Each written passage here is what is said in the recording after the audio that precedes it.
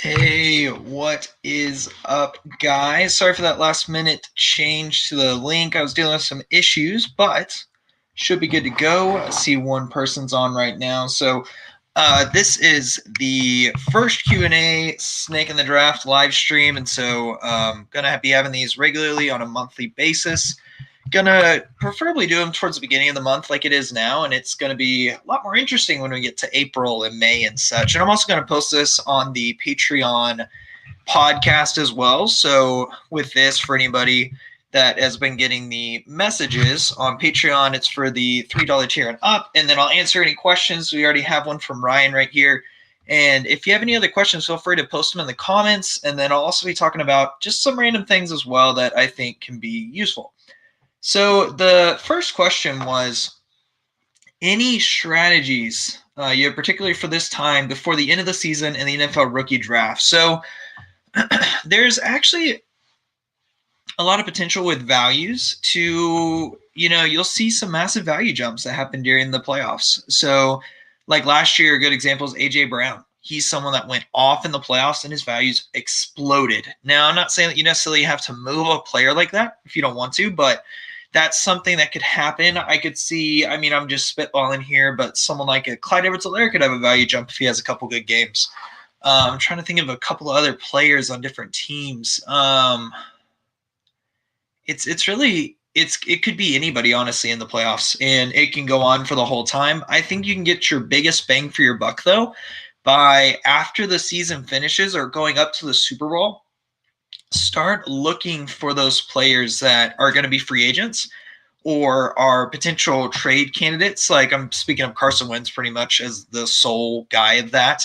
But look at those players that can have massive value increases. So Carson Wentz, already mentioned him. Jameis Winston. I mainly focus on the quarterbacks for this because in Superflex leagues, those values increase a ton. Jameis Winston, even Mitch Trubisky, a ton of other guys that I talked about on a previous Patreon podcast. But I'd even say someone like a Gus Edwards could have a lot of value increase as well. So that's the type of thing I'd be looking for. So look for the potential hype to come out around the Super Bowl playoff time related to how players are playing. Like another one is going to be potentially Jonathan Taylor. He could become the dynasty running back 1. And I wouldn't be super surprised by that if he goes out and he dominates during the playoffs and people just start picking him up like crazy. He's like dynasty running back 5, which you may think is crazy for me complaining about people having Jonathan Taylor as dynasty running back 2 overall. A lot of people do, if not even 1. But it's actually about a full round difference between running back 2 and running back 5 for me. So that's why it's pretty important to, I don't know, I'm just not quite there yet. I think if you have him, he's a hold. I would not trade for him right now. It's one of those things with most of these running backs, Clyde Edwards-Helaire and Cam Akers are probably the most acquirable from this 2020 class. And with the 2021 class, it's really just going to be a couple of guys at the top and then a couple of middle guys. But those 2 guys at the top are going to be who you want, Najee Harris, Chuba Hubbard. So those are going to be the main 2, I believe, if I spoke correctly. I'm going to be digging into the 2021 class a lot more once we know exactly who's going to be in it, which Trevor Lawrence did. He did announce that he's going to be doing it. So again, if you're here and you have any questions or any comments related to this, feel free to pop them in the chat. What I'm going to go ahead and start talking about now is my 2021 rookie hit rate data, Superflex rookie hit rate. So let me make sure this is sharing all right. I think I messed it up right here, which if you're listening on the podcast, then give me just a moment. I'm gonna pull it up right here. I did something funky, which messed it up, but we'll get it fixed. Here we go. All right. So with this, spent the last couple of days trying to, sorry for giving anybody watching it on the live stream a heart attack because I have myself up there twice. So that's my mistake. But anyways, I spent the last couple of days digging through it, looking at different ways to look at this hit rate data, and found some interesting not comparison, but just interesting points about it. So in general, just with this rookie hit rate data, you'll see that for first round rookie hit rates, and I'm going to talk about the 2014 to 2019 data set. I think that that's a pretty solid data set. Let me make sure I have the right one as well. Yes, I do. All right, sweet. So the reason I'm not going to talk about adding the 2020 in a whole lot is because I don't think that it's 100% fair to look at these players for 2020, even though I will say the hit rates for first round, 7 out of the 12 have already hit. And a hit rate right now is having a top 12 quarterback season, a top 24 running back season, a top 30 wide receiver, and a top 12 tight end. So definitely a good year for rookies, and this rookie class is going to be special this last year, and then this coming up year, it's looking similar. I will say you won't have that running back talent as much. So the first round rookie hit rate for just one time, 61.1%. For second round one-time hit rate, 37.5. And by that, I mean these players just hit that mark that I talked about before one time. And then I'll talk about 2+ times as well. So first round, 60%. Second round, 37%. Third round, 21%. Fourth round, 11%.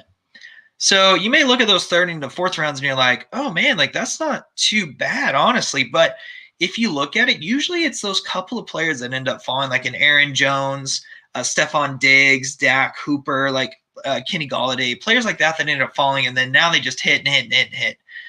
You don't see these random players coming in and hitting. And I will say, if we're talking 2+ hit rates, so they hit 2 or more times, first round is at 44%, so it's about a coin flip. Second round is 26%, so 1 in 4 chance. Third round is a 5.56%, so 5% chance. And then the fourth round is actually a 10% chance. Now, again, this doesn't mean the fourth round picks are more valuable than the third. It just means that there's some players that fall that end up just exploding in value. So I've already mentioned those names. So I also looked at, widening these margins and making it where the hit rates for third and fourth round picks were a little bit larger. And again, if you have any questions about this or any questions you want me to talk about, just post them in the chat. Should be pretty easy to do. If it's not, just post it on Patreon or send me a DM or anything like that, and I'll get it. But with third round, so this new hit rate, it's expanding it a little bit to where it's a top 18 quarterback season, top 36 running back, top 40 wide receiver, and top 12 tight end still. And honestly, the hit rates didn't change a whole lot because it went from 19% third round picks for one time to 25%. And then for fourth round picks, it went from 9.5 to 16.6. So the reason I wanted to expand it to look at this is, are these third round picks maybe valuable because they hit and they're usable streaming options? But I mean, from looking at this data, it's not really shown to be as consistent as we want. And honestly, there's years that no one hits at all. And it's pretty crazy. Like I posted in the Patreon about how, in the Discord chat, about how the second round picks in 2019, none of them had hit. And you look at the names and you're like, honestly, maybe Irv Smith Jr. will hit out of that group. Marquise Brown maybe as well. But it's that, that top 30 wide receiver season, top 12 tight end type of thing. And I'm going to also add the caveat that hit rates are not the end all be all. I do think that they're important to look at, especially because, we draft these players and we expect them to have 2 seasons back to back of really good play. At least, if not in the second year or the third year, something like that, they're doing this. So I do plan on looking at ADP as well as potentially some point per game. I think I'm going to stay away from point per game because I feel like that just gets really crazy and it's not going to be super useful. Because the reason I wanted to look at this hit rate stuff is, how should we value these picks? So now I want to look at, I broke down the first and the second round into 3 quadrants. So, we usually talk about picks as early, mid, and late. So I did the first round into the 1.01 to the 1.04, then the 1.05 to 1.08, 1.09 to 1.12, and did the same thing for the second round. So the main thing that stood out for me, which was actually really surprising, is I went out and I looked at 3+ hit rates. So that means these players hit on 3 or more seasons. And also you may be wondering, like, well, 2019 players only played 2 seasons so far. Did you include them into this? I did not. I just did 2014 to 2018. So for any of these data sets, if the players could not hit that number of times no matter what, I did not include them.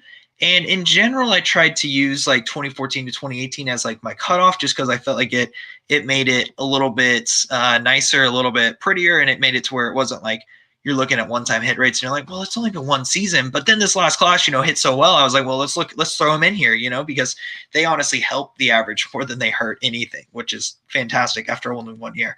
So with these 3+ hit rates, every single round had at least 1 player hit per year that I looked at.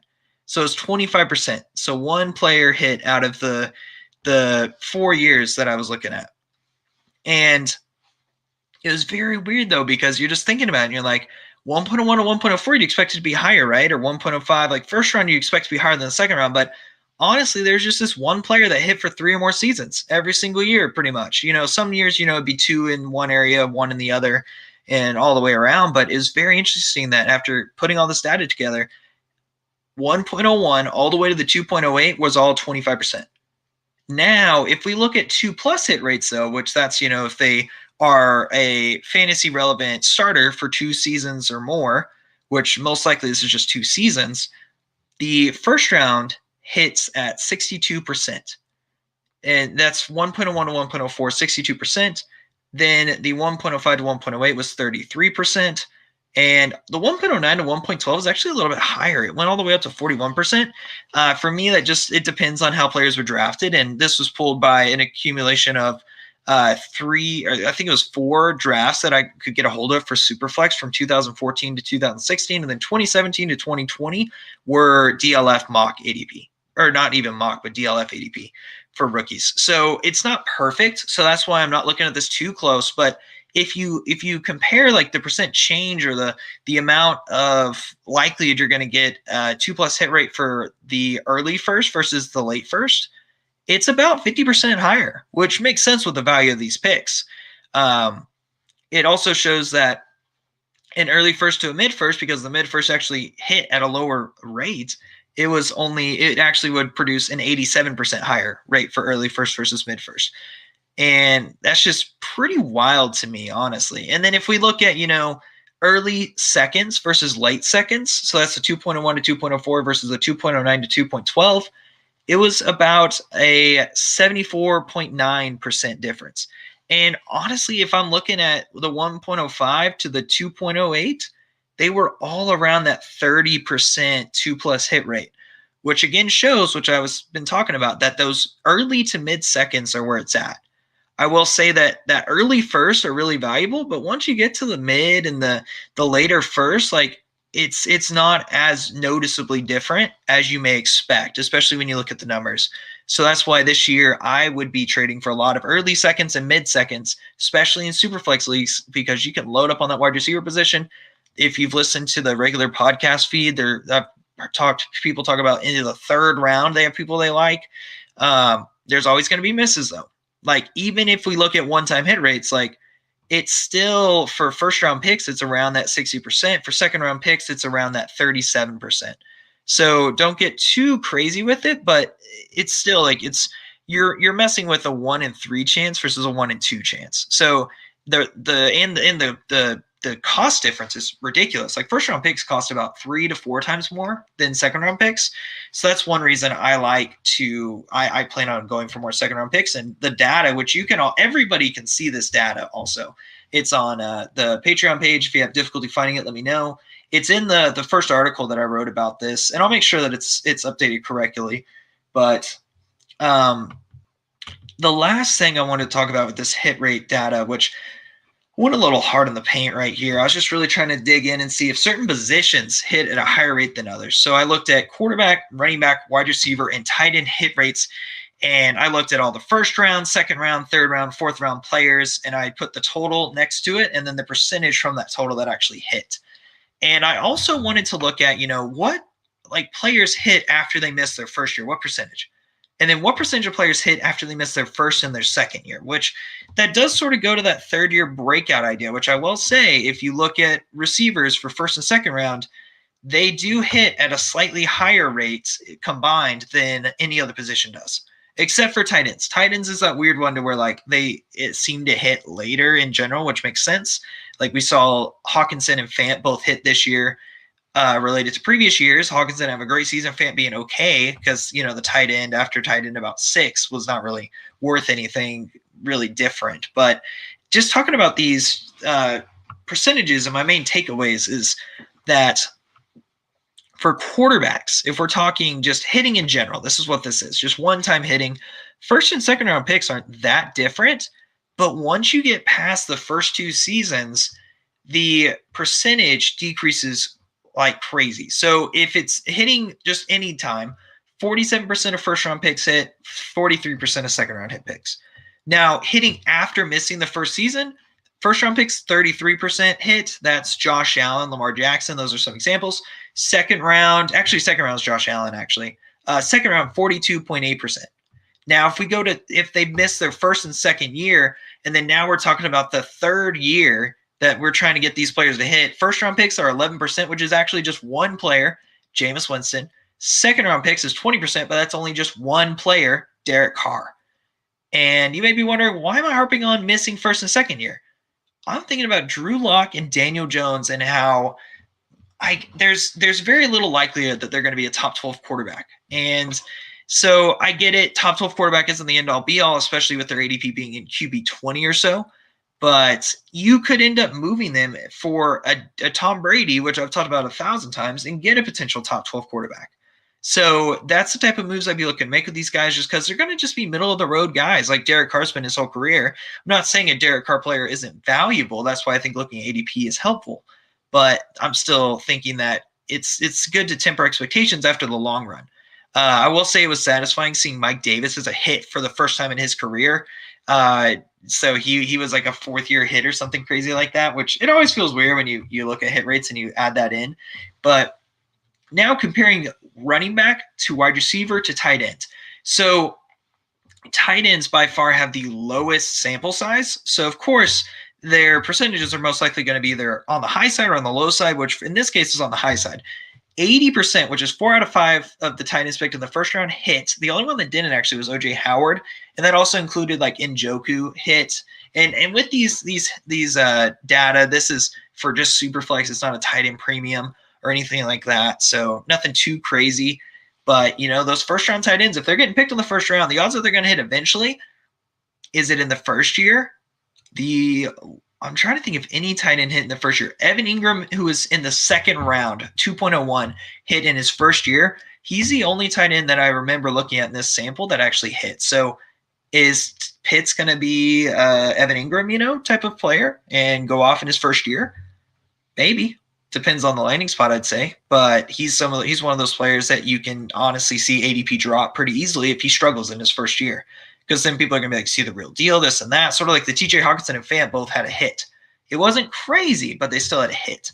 Now, going into running back and wide receiver, running backs who are picked in the first round have a 69% one-time hit rate.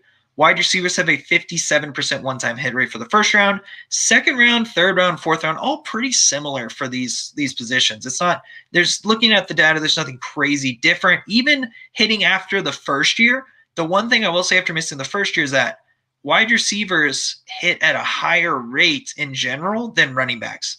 So if a running back doesn't hit in the first year, it's time to get pretty nervous. It's about 50% for first round, which that does include Ronald Jones, who recently was a hit after, struggling for a couple of years. So also, if you want to look at the individual players, you can look through and I have everything listed. I've even color-coded some of them. Like if they're green, that means that they've hit their first year. If they're blue, that means they hit the second year. If they're yellow, that means they hit their third year. It's not perfect all the way down. I sort of was doing it to help me keep track of everything. And honestly, the percentages on there, I need to go through and double check every percentage for the actual on the page, because it's not 100% accurate year after year, which I will say, I don't think it's super important to look at the individual years hit rates, except for just to sort of look back and be like, Sammy Watkins, okay, we hear that name. We're like, ooh, Sammy Watkins. He actually hit twice in a row right off the bat, 27 in 2014, wide receiver 20 in 2015, which are considered hits. It's not crazy. It's nothing like Mike Evans, who was 13, 23, 3, 17, 9, 15, 11. Mike Evans is the most successful fantasy player from 2014 and on out of anybody, which is crazy. He's hit 7 seasons in a row. The closest player to that, I believe, is in the next year with no, it's not even that. It's honestly probably the most successful after that. It's like a Patrick Mahomes type, even though he didn't even hit his first year. I'm trying to find someone like Zeke. That's a good one. Zeke hit 5 times every single year he's hit. Even this last year, he was running back 9, which most people, if you ask them, would say, he's around running back 20. Just with how we feel about him. So going back to looking at these different positions, in general, for any pick after the first and second year, like that third year breakout we hear about for receivers, it's pretty similar percentage wise for running backs too, if we're talking first round picks, which there's a 12 running back sample size for that versus 16 for wide receivers, so nothing crazy. But what's really telling is the wide receivers, which I've already talked about, hit at a 10% higher rate for second round picks than the running backs. And there's even more of them in the sample. There's 24 wide receivers in the sample versus 20 running backs in the other sample. So there is something about this third year breakout idea. Like Curtis Samuel is an example of a player that hit their third year breakout. So it's definitely interesting. And I want to look into it more because I'm looking at it and I'm like comparing it. And I'm just like, is it really a thing? And I mean, if there's a couple of players like every year there seems to be that, like Devontae Adams, like the Parker was a fourth year breakout. Corey Davis actually hit in his second year and then he fell off and then now he hit again this last season. So very interesting looking at, the hit rates and this and that. And now, like, how is this valuable to y'all? And that's something I've been thinking about a lot more because looking at these numbers can, it helps set perspective. It helps, realize that the odds of you hitting on a player in any given year is not super high. Like let's look back to 2020 and we can talk about who I consider like a value hit. So Joe Burrow, Clyde Edwards-Helaire, Jonathan Taylor, value hits. I'd say Joe Burrow. I think I'm going to actually look it up real quick. I think Joe Burrow was going to be a hit in points per game before he was injured. Maybe not quite if it includes this game that he was injured. Let's double check that real quick, just because I think if you are looking at these rookies, like point per game is pretty important. It's not the end all be all again, but no, Joe Burrow was actually quarterback 20, which includes the one game he was hurt, which it didn't really affect it that much. So no, Joe Burrow probably wouldn't have been a hit this year unless he stayed healthy, which he could have been. But I'd say both Joe Burrow's probably about even. Clyde Edwards-Helaire, Jonathan Taylor, they were hits. Clyde Edwards-Helaire actually dropped in value. Jonathan Taylor increased. Tua dropped in value. J.K. Dobbins increased. Swift increase. And then 1.07 was Cam Akers. I'd say he's about the same as he was before. He dropped pretty low and then he raised right back up. Jerry Jeudy's probably dropped in value a little bit. CeeDee Lamb is up. Justin Herbert way up. Justin Jefferson way up. Some people have him as their wide receiver 1. Jalen Reagor down. And then if we look second round, Keyshawn Vaughn way down. Henry Ruggs down. Denzel Mims is up. Probably he was a 2.03, 2.04. T. Higgins way up.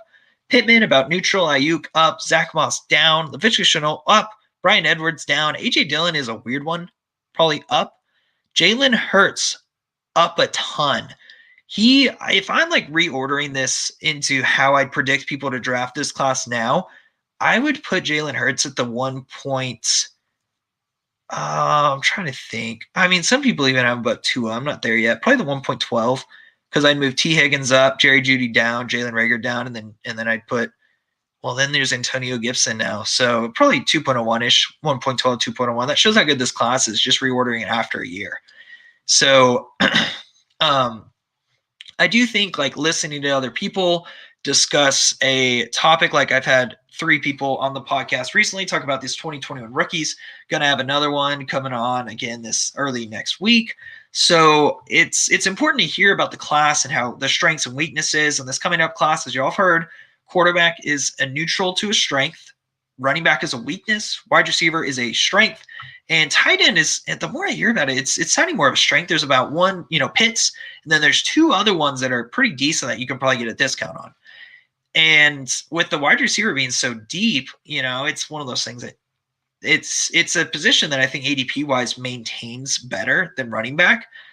But then again, like it's crazy looking back at these players, and this isn't going to be super beneficial to the current conversation. It's more just players that I was just surprised because I remember drafting these players and seeing them just go off. But a player like, let me find him real quick. If once I say the name, I'm just gonna be like, oh yeah, that guy. It's Jeremy Hill actually, which I'm struggling finding him right now. But he is a player that actually, there he is. He was running back 11 in his first year, running back 20 in his second year, and running back 22 in 2016. Now, I will say that these players that end up being these running back 2022, they're not like super valuable on a week by week basis. They're still like players you need, like Montgomery last year, But a player like that the first 3 years of that's what you want out of your rookie picks. Like we forget that we shouldn't expect our second round picks to, hit year after year after year after year. No, it's like 2 or 3 years and then we should get out. And like players like a N'Keal Harry is an example of a player that people are starting to, be like, oh, he'll be fine, this and that. I'm not touching N'Keal Harry unless it's like 15th round or later. Like that's something like what I've heard from other people is, if a player doesn't hit their first year, I get out on them.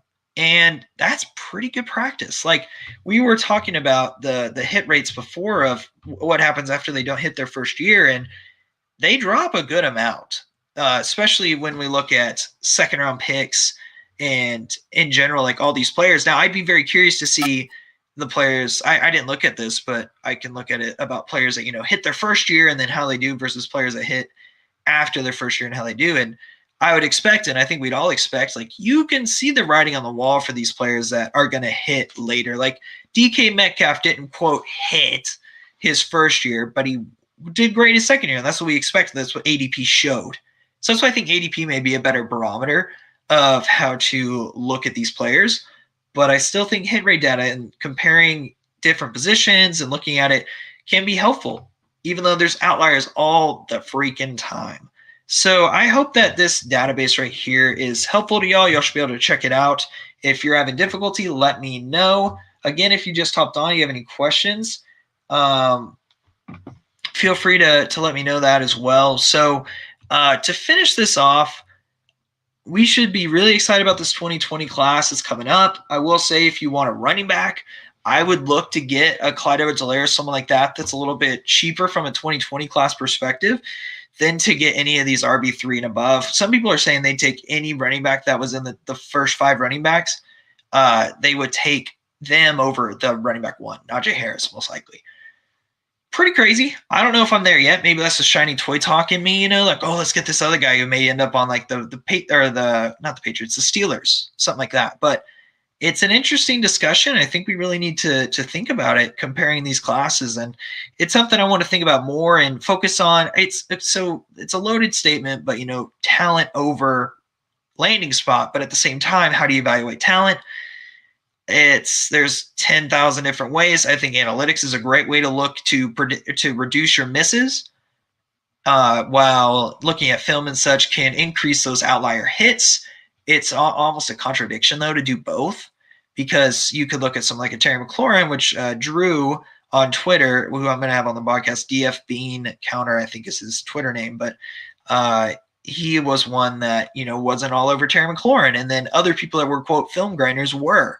And he worked out. While I think there could be said for other people that, like Akeem Butler, was film grinders were all over him, and he was picked in the 6th round, and he was a 2nd round starter pick, and he was nothing. First of all, if you're taking anybody in the 2nd round that's a 6th round pick in the NFL draft, like, no, like, don't do that. Hit rate it's most predictive with draft capital. That's like the most predictive way to look at which players hit. So I am going to be doing a lot more of the dynasty write-ups over the next week to 2 weeks. Goal is to have them all done by next Friday. And again, with this is not just like a one and done, like, oh, here's the write-up and deal with it. No, this is like, I'm going to write it up, and then we can talk about it back and forth, talk about trades. That's what the Patreon's here for. That's what the Discord's here for. Talk about trades, etc. If I ever don't get back to you on something, just at me again, please. I'm trying to be on top of it as much as I can. And then also with the Patreon, I'm going to be doing Superflex start to tight end rankings that I'm going to be posting within hopefully the next week. And with that, that'll be for the $3 tier and up. And with that, it's rankings that I feel like can help benefit people and sort of get start to tight end people a little bit better with the values. And I'm going to use like stuff like VBD, value-based drafting strategies, and ADP and different things like that to try to base my rankings on it, because there's not a ton of start to tight end. And actually, sadly, I ended up having to leave both my start to tight end leagues because of issue with the commish, and that stuff happens. And so I don't know if I'm going to do one this year, but next year I'll probably join another one or start one up.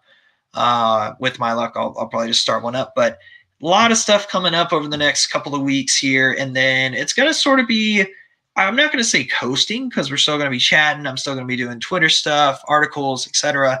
Because I'm going to be doing an article in January about probably this rookie hit rate and digging into it a little bit more.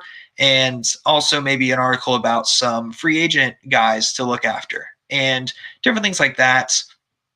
But it's not going to be so much about like evaluating teams from me like writing it up and stuff. It'll be more like conversation based, which I'm excited for. And if you have any questions for like Q&As, send them my way. I'm always down to talk about them. And the goal is for this to be a conversation and not just to be me just talking about something for now 30 minutes. So I do appreciate all your support, and hopefully we can all become better Dynasty players. I know I still need to work on it because there's players that I'm gonna be doing a hit and miss show, and like Logan Thomas is a hit. Robert Tonyan I'm gonna consider a hit because I did talk about him pretty early.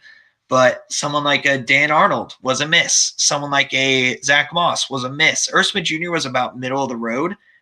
Jared Goff this year was a miss. Mike Williams was a huge miss on my part. He was someone I was super excited about. I traded for him in a league too, and still excited about him. But I'm going to be doing a whole like podcast episode about that, Twitter post about it. So yeah, a lot coming up, and hopefully everybody's doing all right now. I know the holidays have ended and everything's starting to get back to normal. It's January 6th, so I know I'll be starting back up with school in a couple of weeks, and that'll be exciting. If anybody doesn't know, I'm in physical therapy school right now. So, yeah, maybe eventually I'll get on the injury the injury train with writing up stuff. But right now, I enjoy fantasy football. Just talking about the strategy behind it, talk about Superflex, start to it in, et cetera, et cetera. So now that I've been on my soapbox for 30 minutes, pretty much, I'm gonna go ahead and sign off right now. And this is the first Q&A here, so next one, I'm going to plan it out beforehand. Like I'm going to plan it out a month before or maybe a couple weeks before. A month's a little crazy, but be better about it and excited for the next one. Appreciate all y'all, and let's keep dominating this offseason.